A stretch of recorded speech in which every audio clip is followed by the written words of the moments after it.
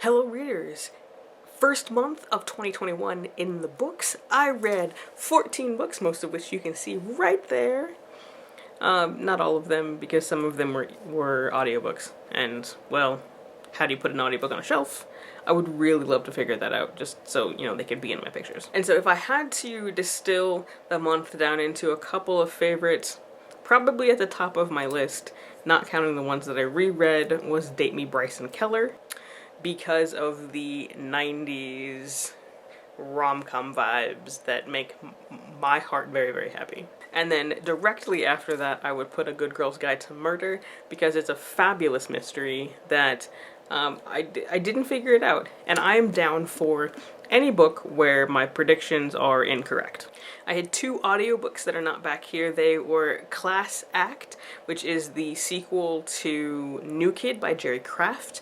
It was a full cast audio adaptation of a graphic novel, and I'm always really impressed by how you can take this graphic text and make it really come to life for listeners. And so if you're a fan of New Kid, if you listened or read that one, I would definitely recommend Class Act by Jerry Craft, the audio edition. And then the other one I listened to was called Chlorine Sky, and it was also one where I would listen to it while doing laundry.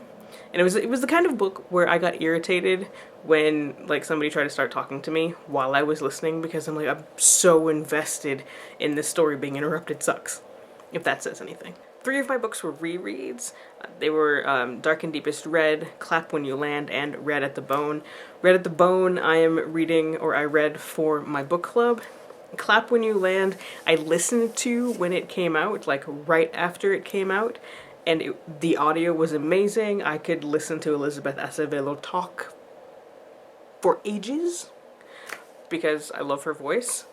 The print text was just as good, and I think I've listened to her read enough at this point that I could hear her in my head as I was reading through this book. I loved Clap When You Land. I will say that With the Fire on High is still my favorite, but that may have something to do with my cooking show obsession more than anything else. And then the final book that I want to highlight is my poetry collection, Citizen Illegal, because this is a New Year's resolution.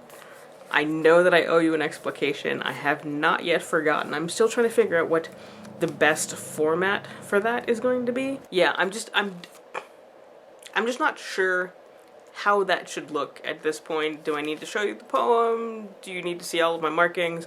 Whatever. So I will figure that out.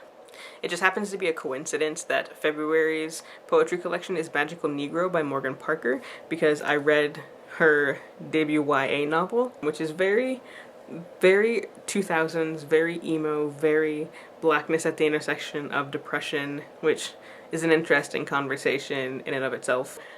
I'm excited, actually, to get to Magical Negro next, because it's been on my TBR for a minute, and now I have an actual reason.